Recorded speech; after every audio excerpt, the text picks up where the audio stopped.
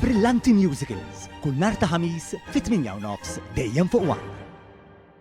Fix-xhur li ġejjin mistenni jibda jopera s-servizz ta' Fasferi li se jaħdem kuljum bejn Malta u Sqallija bl-isem ta' Ragusa Express. Dan qed jitmexxa minn kumpanija Maltija. Dan il-katamaran il-ġdid se jġorr il fuq minn 400 passiġġier u 20 karozza bil-vjaġġ mistenni jieħu madwar siegħa u 3/4. Fl-aħħar jiem ġie rappurtat li saru testijiet ta' dan il-katamaran fejn telaq mill-port il-kbir sal-port ta' Ragusa fi Sqallija. B'dawn it-testijiet li saru kienu ta' suċċess u issa jinsab aktar fi qrib li jibda jopera. One News informat li l-katamaran se jibda jopera mill-moll ta' Gunwharf fil-Valletta Waterfront.